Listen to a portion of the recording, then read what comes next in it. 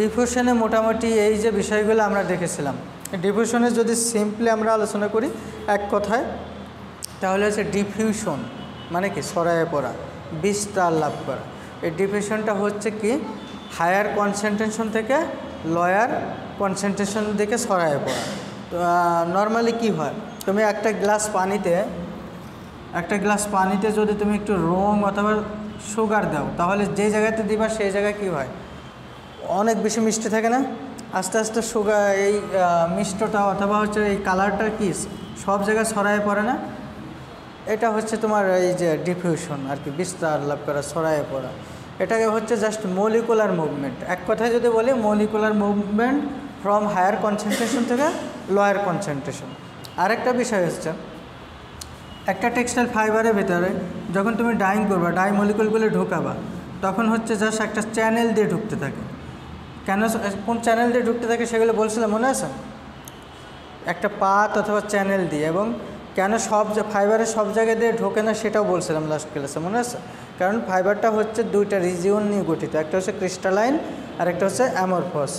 অ্যামরফসের জায়গাগুলো দিয়ে একটা পাত দিয়ে ঢোকে এবং ক্রিস্টালাইন জায়গায় হচ্ছে ব্লক থাকে, যেখান থেকে ঢোকার সুযোগ নেই। এবং ফাইবারের ভিতরে যখন ঢুকতে থাকে তখন হচ্ছে জাস্ট এইরকম জিগ জাগ, জাস্ট হচ্ছে ক্রিস্টালাইন রিজনটাকে স্কিপ করে যাইতে থাকে। তাই এইখান দিয়ে যখন ঢুকতে থাকে, ধরো এই পাতটা দিয়ে ঢুকলো, এখানেই যদি থাকে তাহলে কি পুরো ফাইবারের মধ্যে যাবে না। যখন যাবে না তখন কি ডাইং হবে, লেভেল ডাইং হবে। এটা হচ্ছে die diffusion into the fibre, এগুলো আমরা দেখেছিলাম। ডিফিউশন মেকানিজম ইন ডাইং, এটাও আমরা পড়েছিলাম যে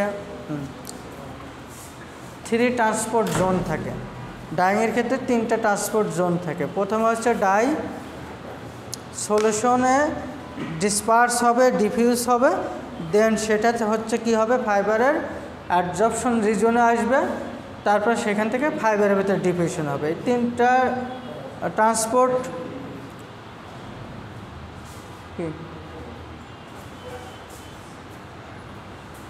ট্রান্সপোর্ট জোনের মাধ্যমেই আসলে ডাইংটা ডাইস মলিকুলগুলো ডাইবার থেকে ফাইবারের মধ্যে ট্রান্সফার হয়। আচ্ছা, এরপর আসো ডাইং রেট, এটা পড়াইছিলাম না, the rate of transfer of dye molecule in terms of time, তাই না? টাইম অ্যান্ড স্পিড অথবা ট্রান্সফার মানে একক সময়ের মধ্যে ডাইস মলিকুলগুলো কত পাত অতিক্রম করে ফাইবারের ভেতরে ট্রান্সফার হয়।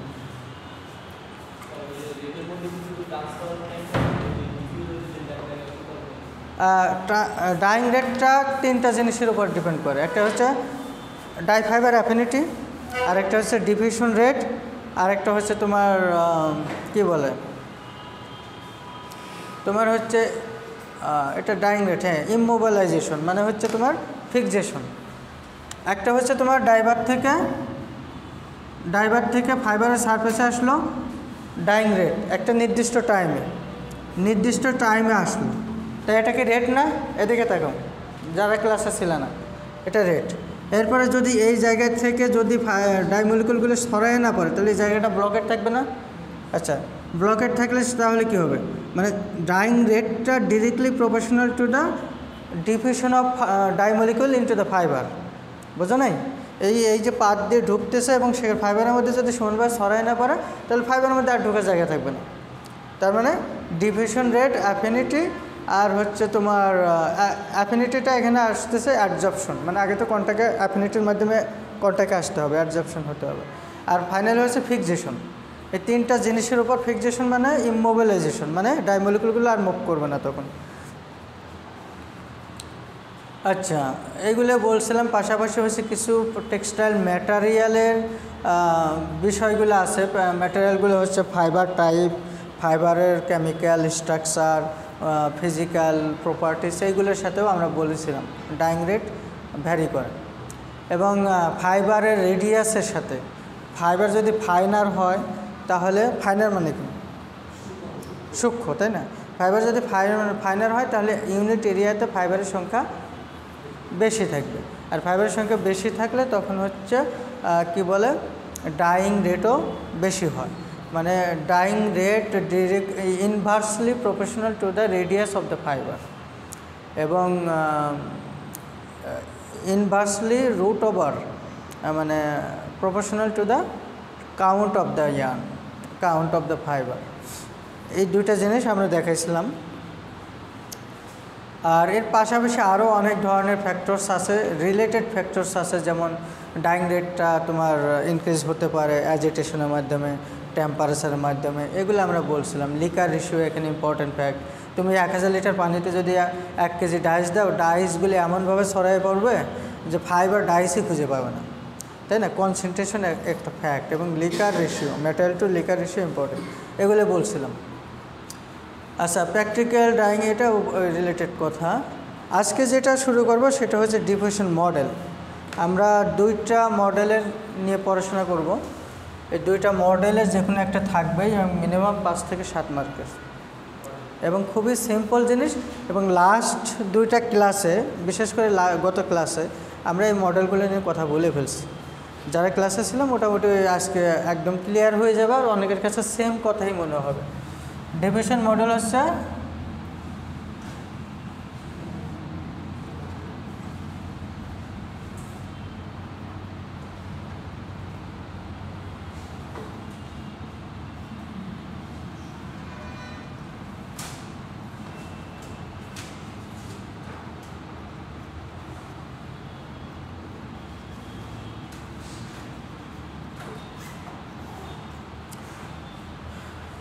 এটা পোর ভলিউমও বলতে পারো, পোর ভলিউম, PVDM, পোর ভলিউম।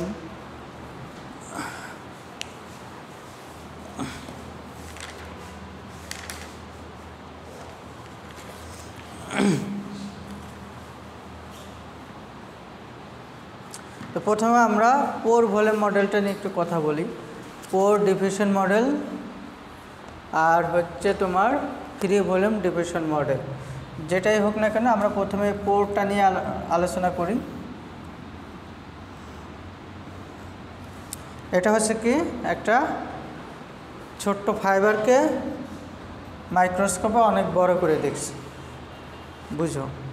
আচ্ছা, এবং সেখানে আমরা দেখছিলাম কি, একটা ফাইবারকে অ্যানালাইসিস করলে যদি দেখি তার বিভিন্ন ধরনের 2টা রিজন থাকে, তাই না?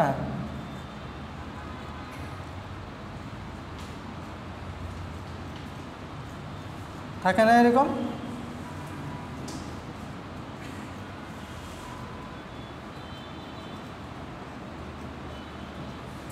এই ফাইবারটা হচ্ছে তোমার 2টা রিজন থাকে। একটা হচ্ছে কি তোমার, এগুলোকে কি বলে, ক্রিস্টালাইন, তাই না? আর এই অংশগুলোকে আমরা বলতেছি কি,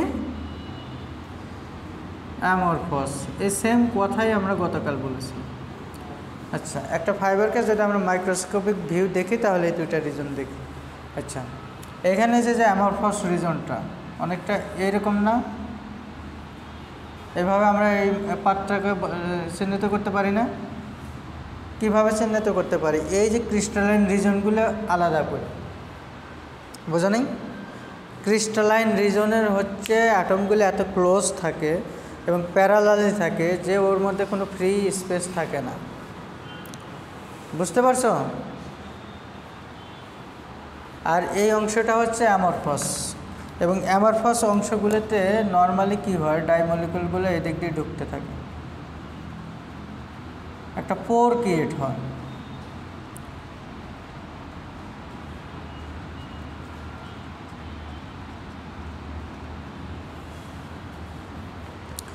কি একটা চ্যানেল অথবা ক্রিয়েট হয়েছে না, একটা চ্যানেল, একটা পাথ। আচ্ছা, এরপরে এখানে তো আমি বাউন্ডারি দিয়ে দেখেছি, আসলে কি বাউন্ডারি থাকে? বাউন্ডারি তো থাকে সেটা। এরপরে এগুলো কি ছড়াই পড়তে পারে না ভিতর দিয়ে, ফাঁকা জায়গাগুলো দিয়ে? এর মাঝখানে কোনো ডাইমলিকুল ঢোকার জায়গা আছে? মানে আমি এমনভাবে দিছি একটু ফাঁকা দেখাচ্ছে, কিন্তু আসলে ঢোকার জায়গা নেই। আচ্ছা, নর্মালি যদি আমরা একটু চিন্তা করে দেখি, এই বাতে আমরা কি নিছি? পানি নিছি না? আর কি নিছি? ডাই নিছি। এইগুলো হচ্ছে কি ডাই মলিকুল, তাই না? আর সাথে আরও ছোটো ছোটো কি আছে হচ্ছে ওয়াটার মলিকুল আছে। এগুলো হচ্ছে এই ছোটো ছোটো যেগুলো আছে এগুলো হচ্ছে ওয়াটার মলিকুল। কথা কি বুঝতেছ? আচ্ছা, এখন দেখো, নর্মালি পোর ভলিউম মডেলের ক্ষেত্রে এক ধরনের পোর পাথ চ্যানেল ক্রিয়েট হয়, এবং সেই চ্যানেলটা ক্রিয়েট হয় কিভাবে? জাস্ট হচ্ছে অ্যামরফাস রিজন দিয়ে।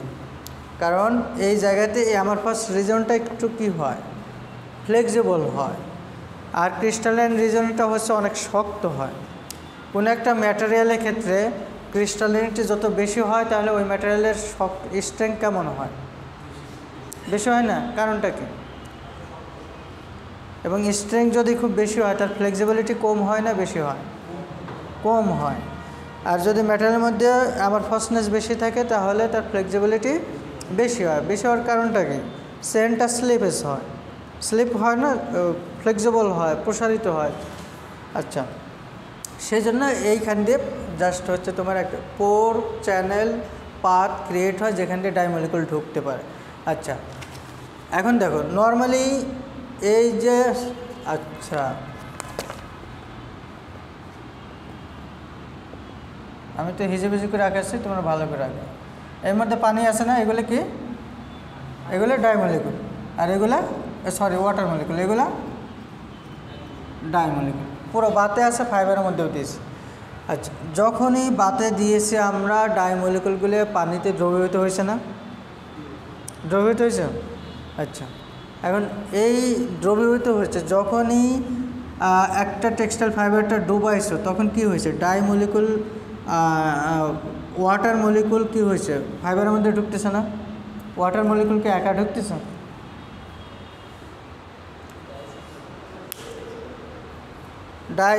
ডাই দিছো পানিতে, পানিতে ডিজলভ হয়ে গেছে।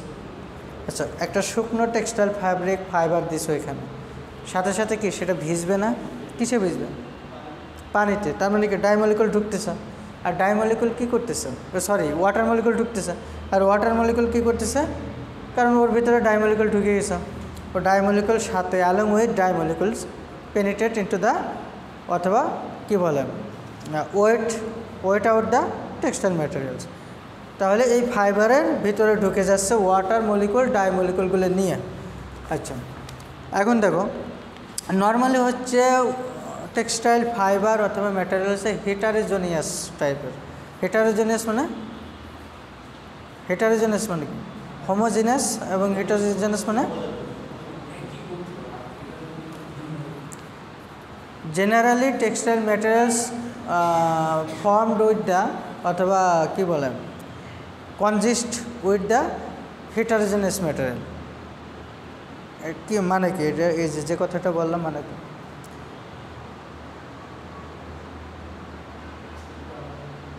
জেনারেলি টেক্সটাইল ম্যাটেরিয়াল কনজিস্ট অথবা compost with the heterogeneous material.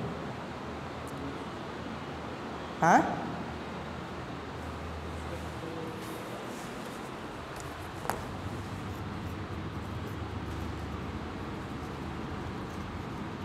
কি? Heterogeneous material. Textile material normally হচ্ছে, এসি চলে না? ফ্যান বন্ধ করে দাও, শুনতে পারবো। ফ্যান বন্ধ করে এসে দিতে পারবো। হোমোজেনাস মানে সমক্ষেত্র, হেটারোজেনাস আলাদা টাইপের। আচ্ছা, আর সেই ক্ষেত্রে যেহেতু ক্রিস্টালাইন, এই হেটারোজেনাস কেন বলতেছি? তার মধ্যে বিভিন্ন ভ্যারাইটিস মলিকুলার স্ট্রাকচার থাকে, গ্রুপ থাকে, বিভিন্ন ধরনের ফাংশনাল গ্রুপ থাকে, বিভিন্ন ধরনের স্ট্রাকচারাল কেমিক্যাল স্ট্রাকচার থাকে। এখন বিষয়টা হচ্ছে, আর যদি আরেকটা জিনিস কনসিডার করি তাহলে সেটা হচ্ছে তোমার ক্রিস্টালাইন রিজন থাকে, অ্যামরফাস রিজন থাকে।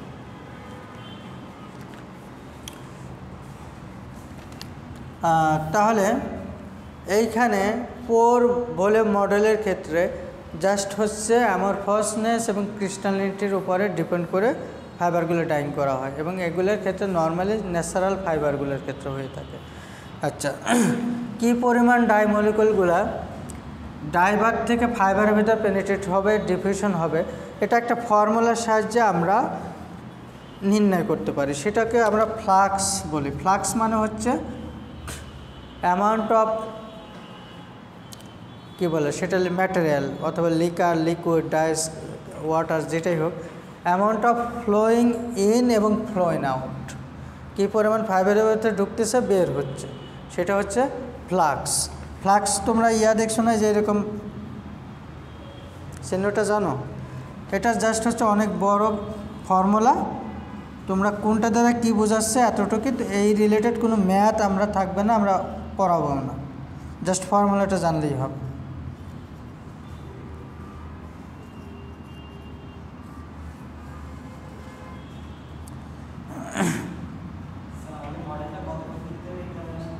হ্যাঁ, বুঝেনি? এই ফর্মুলা পর্যন্ত লিখতে হবে, আমি যতটুকু নোটে দিয়েছি। এখানে এটা ফলো করার দরকার নেই, আমার নোটটা ফলো করবে। এখানে একটু বেশি কথা বলা আছে, এত কথার দরকার নেই। এখানে আমি যে কথাগুলো বললাম জাস্ট হচ্ছে সিম্পলি বলবা যে পোর ভলিউম মডেলের ক্ষেত্রে নর্মালি হচ্ছে ম্যাটেরিয়ালগুলো হেটারোজেনাস হয়ে থাকে এবং সেখানে তোমার হচ্ছে ডাইমলিকুলগুলো ওয়াটার মলিকুলের সাথে ফাইবারের ভিতরে ঢুকবে এবং একটা চ্যানেল পাথ ক্রিয়েট করবে এবং জিগজ্যাগ ওয়েতে ফাইবারের মধ্যে ঢুকবে এবং পোরটা ক্রিয়েট হচ্ছে। পোরটা ক্রিয়েট হওয়ার কারণটা হচ্ছে ফ্লেক্সিবিলিটি অ্যামরফোসনেস বেশি থাকার কারণে।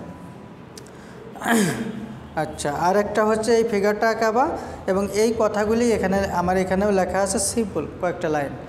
পাশাপাশি এই যে কী পরিমাণ dye molecule along with water molecule penetrate into the fibre এবং কিছু আবার বেরও হয়ে আসে ফাইবার থেকে, সেটা হচ্ছে ফ্লাক্সের মাধ্যমে আমরা নির্ণয় করতে পারি। ফ্লাক্স হচ্ছে ফ্লোয়িং আউট অফ কী বলে the process of flowing in অথবা ফ্লোয়িং আউট, এবং কী পরিমাণ পেনিট্রেট হচ্ছে, ইন হচ্ছে এবং আউট হচ্ছে, এই ফর্মুলার সাহায্যে আমরা করতে পারি। এবং এই ফর্মুলাটা লিখে দিবা, জাস্ট হচ্ছে আলফা দ্বারা কী বোঝায়, টাউ দ্বারা কী বোঝায়, তোমার হচ্ছে সিআই দ্বারা কী বোঝায়, সিএ দ্বারা কী বোঝায়, আর ডিএম দ্বারা কী বোঝায়, ডিফিউশন কোএফিসিয়েন্ট।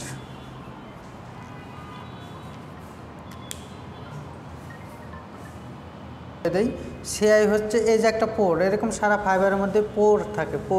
পোর কোথায় থাকে? ক্রিস্টালিন সাইডে থাকে না, কিন্তু অ্যামরফোস সাইডে। আচ্ছা, তোমার এই সিআই দ্বারা কি বোঝাচ্ছে যে concentration of dye molecule in the pore wall. যেখানে পোর আছে, পোর তো বোঝো, এই পোর মানে কি? পোরের বাংলা কি? পোরের বাংলা কি দেখো? পোরের বাংলা কি? পোরের মানে কি? ছিদ্র না?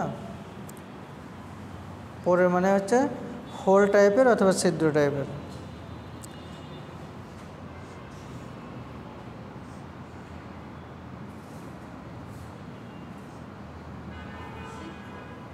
ছিদ্র হোল, তাই না? তাহলে হচ্ছে তোমার এই যে জায়গাটা সিআই দ্বারা বোঝাচ্ছে কনসেন্ট্রেশন অফ ডাইমলিকুল। এখন দেখো, এইখানে যদি 100টা একটা পোরের সামনে 100টা ডাইমলিকুল এসে জমা হয়, এটা কিন্তু ফাইবারের সারফেস, তাহলে কি যত বেশি সারফেসের ডাইমলিকুল থাকবে তত ভিতরে ঢোকার পসিবিলিটি বাড়বে। আর যদি সারফেসেই কোনো ডাইমলিকুল না আসে তাহলে কি ভিতরে ঢুকবে? এটা একটা ইস্যু। আরেকটা হচ্ছে তোমার সি হচ্ছে ডাই অ্যাবজর্ব বাই পোর ওয়াল, এবং এই ওয়ালটা যদি ডাই অ্যাবজর্ব না করে, প্রথমে আসছে তোমার কি এখানে ধরো জমা হয়েছে এবং সেইগুলো ওয়ালটা যদি তাকে অ্যাবজর্ব করে, শোষণ করে এবং কতগুলো করতেছে, সেটার হচ্ছে সংখ্যাটা হচ্ছে সিএ। ডিএম হচ্ছে তোমার ডিফিউশন কোএফিসিয়েন্ট, টি হচ্ছে টর্টোসিটি, কী বলে টর্টোসিটি, এই পোর্শনে তোমরা ফিজিক্সে the ratio of length of channel to direct path. এই যে একটা চ্যানেলের সাথে চ্যানেলের যে লেংথ অথবা পাথ আছে, সেটার হচ্ছে তোমার এই রেশিওটা, মানে টোটাল লেংথের সাথে তোমার হচ্ছে যে চ্যানেলটা হচ্ছে ক্রিয়েট হচ্ছে নতুন চ্যানেল, এই চ্যানেলের হচ্ছে তোমার রেশিওটা, টোটাল কত লেংথ অথবা পাথ এই ডাইমলিকুলটা অতিক্রম করে আসলো এবং এই চ্যানেল যে চ্যানেলটা ক্রিয়েট হচ্ছে সেই চ্যানেলের মাঝখানের যে রেশিওটা, দুইটা লেংথের রেশিও, সেটা হচ্ছে টর্টোসিটি, টাউ। এটাকে কি বলে? টাউ, টর্টোসিটি। আচ্ছা, এই কয়টা জিনিসের নাম একটু লিখে দিবা। আর যদি তোমার মনে হয় যে এখানে এক্স দেওয়া আছে, সিএক্স, এটা হচ্ছে ডিস্টেন্স, কি পরিমাণ ডাই পাথ অতিক্রম করলো, ডাইমলিকুল পাথ অতিক্রম করলো, সেটার ভ্যালু। এইগুলি আসলে থিওরিটিক্যালি পসিবল, প্র্যাকটিক্যালি এগুলো কখনো আমাদের দেশে পসিবল না মেজার করা। ওই ধরনের ইনস্ট্রুমেন্ট মেজারমেন্ট আমাদের নাই। জাস্ট হচ্ছে এর মাধ্যমে একটা পোরের ভেতর দিয়ে কী পরিমাণ চ্যানেল অথবা পাথ অতিক্রম করে ডাইমলিকুলগুলো ডিফিউশন হচ্ছে এবং কতটুকু লেংথ একদম ডাইবার থেকে ফ্লো ট্রান্সপোর্ট জোন আছে না, আমরা পড়েছিলাম 3টা জোন। একটা হচ্ছে ফ্লো, আরেকটা হচ্ছে তোমার অ্যাবজর্পশন জোন, আরেকটা হচ্ছে তোমার ডিফিউশন জোন। এই ফ্লো জোন থেকে কী পরিমাণ লেংথ অতিক্রম করে এবং ফাইবারের মধ্যে যে চ্যানেলটা তৈরি হয়েছে সেখানেও তো ফাইবার ডাইমলিকুল মুভমেন্ট হবে, ডিফিউশন হবে, এই রেশিওটা। আর ওভারঅল ডিস্টেন্সের জন্য হচ্ছে এক্স। জাস্ট এই টার্মগুলো তোমরা একটু লিখে দিবা। আর কি বলে, পোর ভলিউম মডেলের যে ওয়াটার মলিকুলের সাথে ঢুকবে, কীভাবে ঢুকবে, জিগজ্যাগ ওয়েতে, জাস্ট হচ্ছে ক্রিস্টালাইন রিজনটাকে স্কিপ করে। এটাই হচ্ছে পোর ভলিউম মডেলের ক্ষেত্রে, এবং ম্যাক্সিমাম ন্যাচারাল ফাইবার এই মডেল ফলো করেই আসলে ডাইং করা হয়ে থাকে। কোনো কনফিউশন আছে? এখন আসো ইয়াতে, ফ্রি ভলিউম মডেল।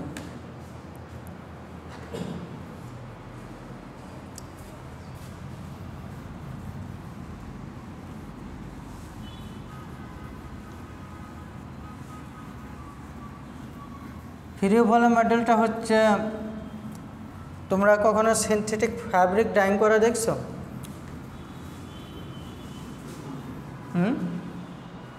দেখছো কখনো?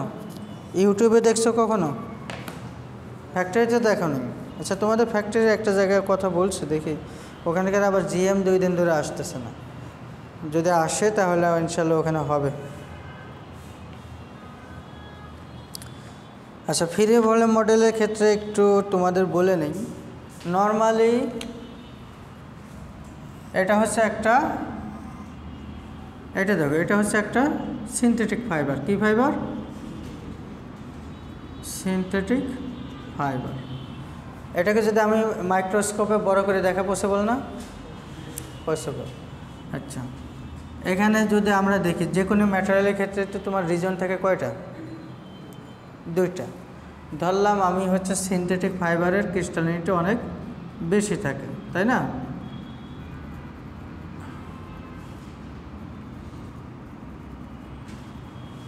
আচ্ছা, এই ম্যাটেরিয়ালটাকে যদি আমরা তাপ দিই, সিনথেটিক ফাইবার তাপ দিলে কী হয়? নর্মালি গলে যায় সাথে সাথে।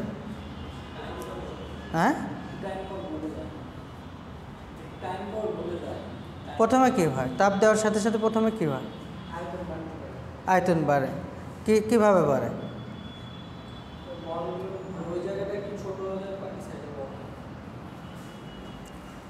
নর্মালি হচ্ছে তুমি যখন তাপ দিচ্ছ, তার হচ্ছে সেটা একটু রাবারি স্টেজে সফট হয় প্রথমে। আগে কি গলে যায়? যে কোনো জিনিস গলার আগে কী হয়? নরম হয়, সফট হয়, রাবারি স্টেজে, অনেকটা রাবারি স্টেজে চলে আসে। আচ্ছা, এবং সেটাকে কি তুমি যত শক্তিশালী মেটেরিয়ালকে তাপ দিলে যখন সে গলার আগে আগে সফট হয়, তখন কিন্তু তার ফ্লেক্সিবিলিটি, ইলাস্টিসিটি বেড়ে যায়, তাই না? এবং তার ভলিউমটা বেড়ে যায়, আয়তন বেড়ে যায়। এখন এই আয়তনটা বেড়ে যাওয়ার কারণটা কি? আয়তনটা বেড়ে যাওয়ার কারণ কি? হ্যাঁ, কি হয়? কিসের দৈর্ঘ্য বেরোয়? তুমি একটা ম্যাটেরিয়ালকে তাপ দিলা, ধরো একটা অ্যাটমকে তাপ দিলা, একটা অ্যাটমকে কনসিডার করো তুমি,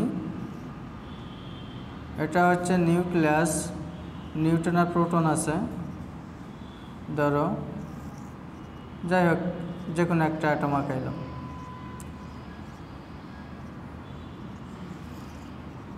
যে কোনো একটা কিছু হলো, এগুলো কি ইলেকট্রন না, আর এগুলো হচ্ছে নিউট্রন প্রোটন নিউক্লিয়াস, তাই না? আচ্ছা, এইটাকে যখনই তাপ দাও ফার্স্টে এখানে কি হয়, এটার যে কাজগুলো হয় এর ইফেক্টটা ওভারঅল ম্যাটেরিয়ালে পড়ে। ইলেকট্রনগুলো দৌড়াদৌড়ি কেন করে?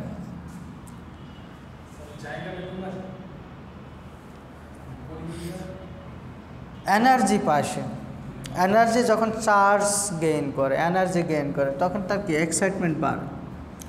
এক্সাইটমেন্ট বাড়তে বাড়তে সে কী, এগুলো কী বলে, এক একটা কক্ষপথ এবং এক একটা energy level, energy level lower level থেকে হায়ার লেভেল পর্যন্ত সে এনার্জি বাড়তে বাড়তে সে জাম্প করে।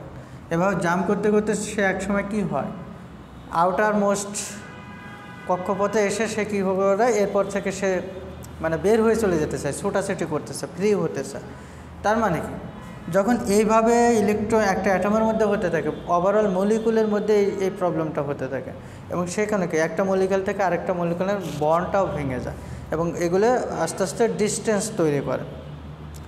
যখন এরকম দুইটা চারটা জিনিস একত্রিত থাকে তখন এটা ক্লোজ থাকে। যখনই তোমার একটু ভেঙে ভেঙে আলাদা হয়ে যায়, মাঝখানে তোমার আর কোনো বন্ড থাকে না, তখন কি হয়, তখন এটা এক পর্যায়ে যে লিকুইড হয়, মানে মলিকুলগুলো মুভেবল হয়ে যায়, মলিকুল মোবিলিটি সেট হয়ে যায়, তার মানেই সেটা লিকুইড হয়। লিকুইড এমনি গড়ায় পড়ে, দেখো না, তার মধ্যে কী হচ্ছে, তুমি যদি যে কোনো ওয়াটারই ধরো, ওয়াটার হাতে নিলে পড়ে যায়, ওর মধ্যে কোনো একটা মলিকুলের সাথে আরেকটা মলিকুলের কোনো ধরনের বন্ড আছে মনে হয়, এরকম কিছু মনে হয়। তার মানে কি, একটা মলিকুল আরেকটা মলিকুলকে পাস করতে পারে, স্লিপ করতে পারে, অথবা মুভেবল ফর্মে চলে যেতে পারে। তো সিমিলারলি যখন এটা তুমি হিট দিবা এই সিনথেটিক ফাইবারটাকে, তখন তার হচ্ছে স্পেসিফিক ভলিউম বাড়তে থাকে, এবং বাড়লে তখন কী হয়, একটা অ্যাটম থেকে ধরো এই একটা অ্যাটম থেকে আরেকটা অ্যাটমের ডিস্টেন্স বেড়ে যায়, এবং এমনভাবে বাড়ে যে এই মাঝখানে যে ফাঁকা অংশটা ফ্রি স্পেস, এইখানে আর কোনো কনস্টিটিউয়েন্ট অ্যাটম অথবা মলিকুল থাকে না। এটা ধরো এই সিনথেটিক ফাইবার তোমার যে র মেটেরিয়াল দিয়ে গঠিত, যে ধরনের র মেটেরিয়াল দিয়ে গঠিত, সেই ধরনের র মেটেরিয়াল এই যে মানে পাশাপাশি এভাবে ফাঁকা হয়ে যায়, এই ফাঁকা জায়গা ফ্রি স্পেসে ওই ধরনের র মেটেরিয়াল আর থাকে না। আমার কথা কি বুঝতে পারছো? বোঝো নেই? এটা বুঝছো? তুমি কি বুঝছো? বুঝতে পারছো? হ্যাঁ, কি বুঝছো বলো?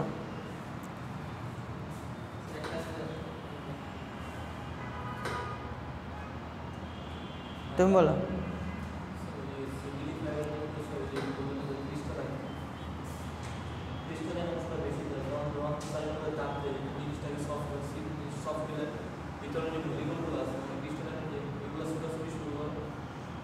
মানে মাঝখানে ফাঁকা জায়গা তৈরি হয়, বন্ডগুলো থাকে না।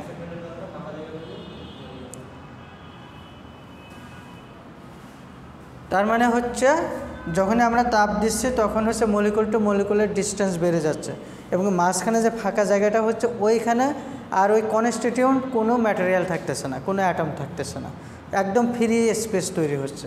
এই জন্য আমরা এই মডেলটার নাম দিয়েছি কি, ফ্রি ভলিউম মডেল। ফাঁকা জায়গা যেখানে হচ্ছে ধরো এটা হচ্ছে তোমার এ টাইপের মনোমার অথবা মলিকুল দিয়ে গঠিত, দুটা ক্লোজ ছিল, একসাথে ছিল বন্ডিংয়ের মাধ্যমে।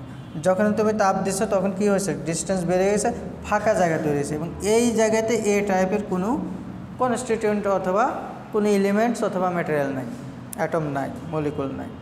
এই ধরনের স্পেস তৈরি হয় যখন হচ্ছে সিনথেটিক ফাইবারগুলো নর্মালি আমরা হিট দিই, ফাঁকা জায়গা তৈরি হয়। এটাই হচ্ছে মেইন কথা, এবং এটাকে আমরা হোল বলতে পারি, পোর বলতে পারি, ফ্রি স্পেস বলতে পারি, ফ্রি ভলিউম বলতে পারি। যেহেতু জেনারেলি ন্যাচারাল ফাইবারের মধ্যে পোর থাকে, সেটাকে আমরা পোর মডেল বলছি, এটাকে আমরা ফ্রি স্পেস ফ্রি ভলিউম মডেলই বলবো। আচ্ছা, এখন আসো, সিনথেটিক ফাইবারের নর্মালি হচ্ছে হাইড্রোফোবিক নেচারের হয় এবং ডাইস মলিকুলের সাথে কোনো ধরনের অ্যাফিনিটি অ্যাট্রাকশন থাকে না। এইগুলো ডাইং করতে হলে তোমার এই হাই টেম্পারেচারেই করতে হয়। এটাকে জাস্ট হচ্ছে সুইল আপ করে নিতে হয়। সুইল আপ মানে সুইলিং, বোঝো? সুইলিং ফুলে যাওয়া, তাই না? ফুলে যাওয়া মানে কি? যখন এটার ভলিউম বাড়তেছে ফুলে যাচ্ছে না? আচ্ছা, সে সুইল আপ করার পরেই ধরো এই ফাইবারটা এরকম ছিল, এরপর যখন আমরা তাপ দিলাম তখন এরকম হলো।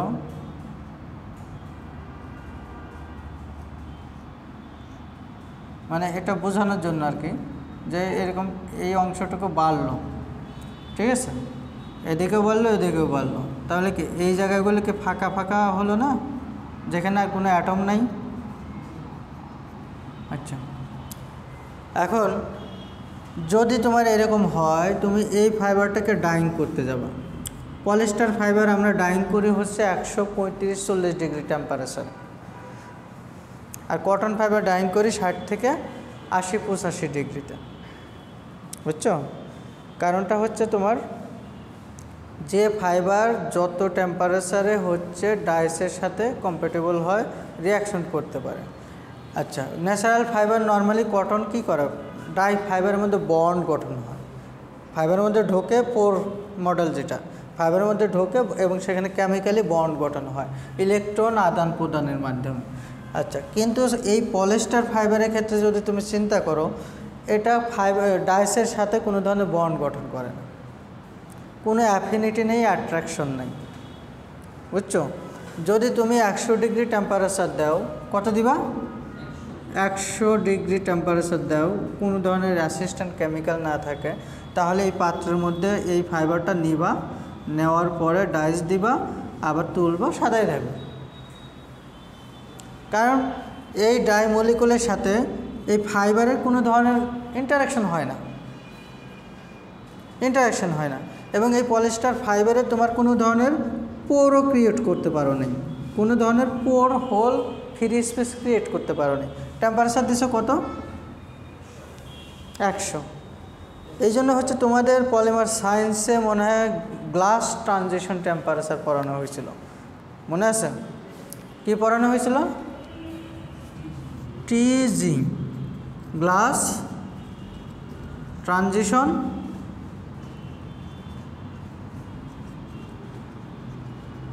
মনে আছে? গ্লাস ট্রানজিশন টেম্পারেচার জিনিসটা কি মনে আছে?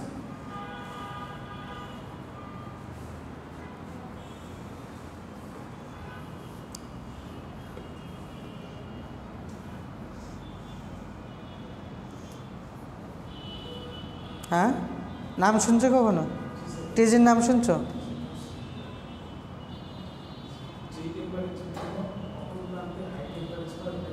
হ্যাঁ,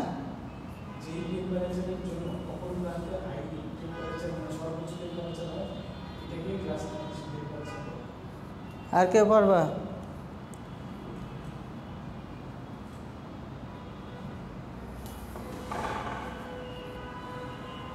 Glass transition temperature is a temperature above which a materials can become soft and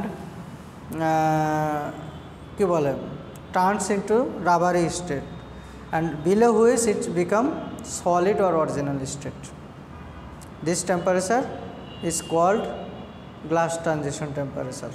কারণটা হচ্ছে দেখো, এটা হচ্ছে একটা প্লাস্টিক ম্যাটেরিয়াল। এখানে যদি তুমি ধরো 80 ডিগ্রি সেন্টিগ্রেড টেম্পারেচার দাও, এর খুব একটা ফিজিক্যাল, মেকানিক্যাল, থার্মাল কোনো ধরনের প্রপার্টিস চেঞ্জ হবে না। এটা সফটও হবে না, ওই রকম বলবে না। যদি 80 পরে 81 দাও, তাহলে এটা কী হবে? সফট হবে। সফট হলে কি এর ফিজিক্যাল প্রপার্টি চেঞ্জ হলো না, এর মলিকুলার প্রপার্টিস চেঞ্জ হলো না। সফট হওয়া মানে কি সেখানে ওই ধরনের অ্যাকশন চলতেছে, অলরেডি ইলেকট্রনগুলো দৌড়াদৌড়ি শুরু করে দিচ্ছে, বন্ড ভাঙা শুরু করছে, তার মানে কি তার প্রপার্টিস চেঞ্জ হয়েছে না। আর 80 পর্যন্ত, ওই 80 পর্যন্ত এবং 80 নিচ পর্যন্ত তার কি কোন ধরনের প্রপার্টি চেঞ্জ হয়েছে? আর 80-র উপরে যাইতে গিয়েই প্রপার্টি চেঞ্জ হয়েছে। তার glass transition temperature is such kind of temperature, this is called marginal temperature of materials behavior। কারণটা হচ্ছে এর নিচ ওই পর্যন্ত এবং তার নিচ পর্যন্ত তার অরিজিনাল স্টেটে থাকে, এরপরে গেলে সেটা হচ্ছে চেঞ্জ হতে থাকে, chemical thermal mechanical properties change হতে থাকে। তাহলে গ্লাস ট্রানজিশন টেম্পারেচারকে বুঝতে পারছো? বুঝো নাই? আচ্ছা, এখন আসো পলিস্টার ফাইবারের তুমি 100 ডিগ্রিতে তুমি একটা বাতে ডিসপাস ডাই নিছো, নেওয়ার পরে তুমি সারাদিন ঘোরাইতেছো, রং ঢুকতেছে না, কারণ এখানে ডাই ফাইবারে কোনো ধরনের কেমিক্যাল রিয়াকশন হচ্ছে না যে একজন আরেকজনের প্রতি অ্যাফিনিটি ফিল করে বন্ড গঠন করবে, হচ্ছে না। তাহলে এভাবে কি পসিবল? এই জন্য হচ্ছে যখন তুমি দেখবে যে পলিস্টার ফাইবারের টিজি ভ্যালু কত, টিজি কত, ধরো টিজি 100 ডিগ্রি সেন্টিগ্রেড, কত? 100 ডিগ্রি সেন্টিগ্রেড। এখন 100-তে তুমি সারা জীবন যদি তুমি এটা ঘুরাইতে থাকো, তাহলে ডাইমলিকুলগুলো ঢোকার মতো এরকম পোর ক্রিয়েট হবে। এই জিনিসটা বুঝলে, যদি বুঝতে পারো, সারা জীবনের জন্য পলিস্টার ডাইং, তোমার সিনথেটিক ডাইংয়ের মেকানিজমটা তোমার মাথায় চলে আসবে, শুধু এই বেসিকটা যদি তুমি বুঝতে পারো। টিজি ভ্যালু যদি তোমার 100 হয়, তাহলে এই 100 পর্যন্ত টেম্পারেচারে ওর কোনো চেঞ্জই হচ্ছে না, কারণ এর সাথে এই পলিস্টার ফাইবারের সাথে যে ডাইসগুলি দিয়েছো সেই ডাইসের কোনো অ্যাট্রাকশন, অ্যাফিনিটি, সাবস্টেন্টেবিলিটি, কেমিক্যাল রিয়াকশন হচ্ছে না। তাহলে তোমাকে কি করতে হবে? 101 degree, 102 degree centigrade, 103 degree centigrade, 104 degree centigrade, 105 degree centigrade, তোমার এরকম করে বাড়াইতে হবে কন্টিনিউয়াসলি। নর্মালি প্রথম যখন এটা দিয়ে ডাইং করা হয়, এভাবেই আস্তে আস্তে বাড়ায় ট্রাই করে দেখা হয়েছে। ফাইনালি প্র্যাকটিক্যালি মানে যেটা মানে বেস্ট রেজাল্ট পাওয়া গেছে 130 ডিগ্রি সেন্টিগ্রেড থেকে 140 ডিগ্রি সেন্টিগ্রেডে পলিস্টার ফাইবার ডাইং করলে এই পোরগুলো খুব বেশি ক্রিয়েট হয়, এই ফ্রি স্পেস বেশি ক্রিয়েট হয়, এবং ফ্যাক্টরিতে 130-35-এই সবচেয়ে বেশি পলিস্টার ডাইং করা হয়ে থাকে। বুঝতে পারছো? আচ্ছা, এখন যখন এই পোরগুলো ক্রিয়েট হবে, এই ডাই মলিকুলগুলো তখন কি হবে? ডাই মলিকুলগুলোর ভিতর দিয়ে ফাঁকাই দিয়ে ভিতরে ঢুকে যাবে। এর ডাইমেনশন বাড়ছে না? বাড়ছে তো? আচ্ছা, এই পুরো বাতের টেম্পারেচার 135 ডিগ্রি, অনেক, কিন্তু 135 ডিগ্রি টেম্পারেচার কিন্তু অনেক। আচ্ছা, এখন তুমি এই পুরো ডাই মলিকুলগুলো সবগুলো ভিতরে ঢুকাই দিলা, মানে ফাঁকা জায়গা পাচ্ছে, ঢুকে যাচ্ছে, তাই না? আচ্ছা, পুরো ডাইং হয়ে গেল না? ফাইবারের মধ্যে ঢুকছে। এখন তুমি পরের বাতেই কী করলা? এটা ড্রেন করে দিলা, অথবা টেম্পারেচারটা তুমি রিডিউস করে দিলা 70-80 ডিগ্রি অথবা 90 ডিগ্রি সেন্টিগ্রেড টেম্পারেচার। তাহলে কি এর ডাইমেনশনটা ফাইবার কি আর ফুলে ফেপে থাকবে? সুইল আপ হবে? ফাইবারটা আবার কি হয়ে যাবে? তোমার এই বাতে আসলা, জাস্ট ফাইবারটা আগের ডাইমেনশনে চলে আসবে। এখন কি আর পোরগুলো ওপেন আছে? টেম্পারেচার কমাই দিছ। তোমার হচ্ছে প্লাস্টিক, আগুন দিলে কি হয়? সফট হয়। সরাই নিলে কি হয়? শক্ত হয়ে যায় না? তার মানে আগের মতো ওইরকম স্ফীতও থাকে না, সুইলিংও থাকে না, আবার আগের ডাইমেনশনে চলে আসে, কিন্তু ডিফর্মও হয়, আকার চেঞ্জ হয়ে যায়, বাট আগের ডাইমেনশনে চলে আসে এবং শক্ত হয়ে যায়। আচ্ছা, যখন এই টেম্পারেচারটা সরাই নিলা, তখন এটা আর ফুলে ফেপে থাকলো না, আগের ডাইমেনশনে চলে আসলো, তখন কি ওই ফ্রি স্পেসগুলো আর আছে? ক্লোজ হয়ে গেছে না? কিন্তু মজার ব্যাপার হচ্ছে ডাই মলিকুলগুলো তার বের হতে পারেনি। বের হতে পারছে। এই জন্য পলিস্টার ফাইবারের কালার ফাস্টনেস টু ওয়াশ অনেক ভালো, অনেক, মিনিমাম 4-5 আসে, 5-এর মধ্যে 4.5 আসে, 4 to 5 এরকম লেখে, 5 আসে। কারণটা হচ্ছে এখন তুমি যত হাউসহোল্ড লন্ড্রিতে ওই কাপড় দিয়ে তুমি গার্মেন্টস বানায় পোশাক আশাক আমরা কি নর্মালি গরম পানিতে ইয়ে করি? আমরা যদিও করি সর্বোচ্চ 40 ডিগ্রির ওয়ার্ম ওয়াটারে করি, হট ওয়াটারে করি না, ওয়ার্ম ওয়াটার। তো সেক্ষেত্রে এই ডাই মলিকুলগুলো, এই পোরগুলো ওপেন হওয়ার মতো আর টেম্পারেচার আমরা ইউজ করবো এই পলিস্টার ফ্যাব্রিকে, তাহলে এগুলো বের হওয়ার কোনো সুযোগ আছে? Trapping, one kind of trapping of dyes molecule into the fibre during the dyeing of polyester fabric. আচ্ছা, এইটা হচ্ছে তোমার ফ্রি ভলিউম মডেল।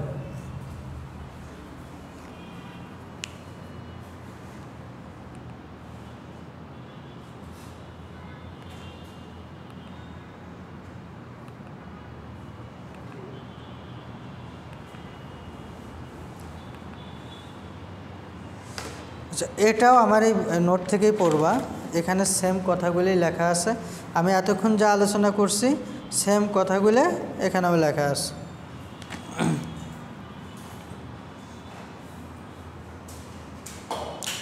এবং টিজির কথা বললাম, টিজি কি আবার মনে থাকবে?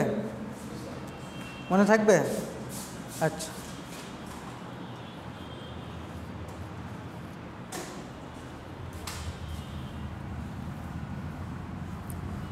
আচ্ছা, নেক্সট ক্লাস কবে? শনিবার। কত তারিখ হয়?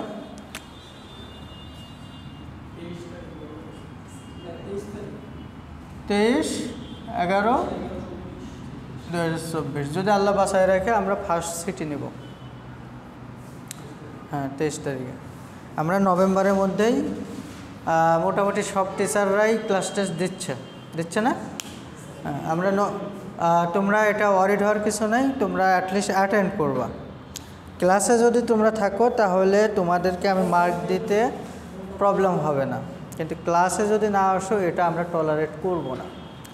আমাদের মেসেজগুলো এখন কোন টিচার কী বলতেছে জানি না, মেসেজগুলো তোমাদের বুঝিয়ে তোমাদের ওইভাবে আগাইতে হবে। তুমি যদি ক্লাসে আসো তোমার অনেক কিছু মাপ হয়ে যাবে, বুঝতে পারছো? কালকে তুমি একটা প্রোগ্রামে গেছিলা? হ্যাঁ, অবশ্যই। হ্যাঁ, আচ্ছা, তাহলে নাম দিয়ে দিও। ওকে তো আমরাই পাঠাইছিলাম, তোমাকে আমরা পাঠাইনি। গেছো কেন? তা বিষয়টা হচ্ছে যে প্রেজেন্টটা খুবই ইম্পর্টেন্ট। আমি যে কথাটা বললাম তোমাদের সাথে, আমি এত রুড অথবা স্ট্রোক কখনো হয়নি, হচ্ছে না? পজ দাও, ক্লাস শেষ হয়নি তো। লিকুইড মিডিয়াম এবং ওই ম্যাটেরিয়ালের মাঝখানে এক ধরনের ইন্টারফেস ক্রিয়েট হয়, এক ধরনের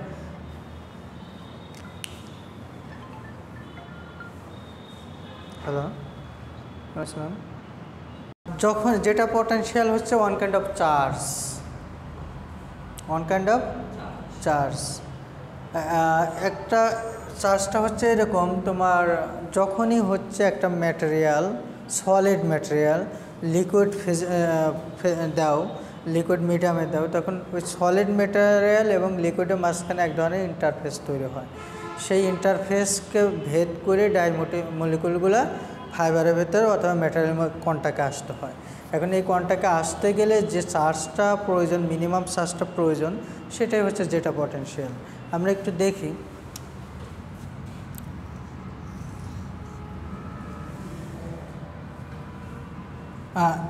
এই ফাইবারটাকে যদি আমরা ক্রস সেকশন করি,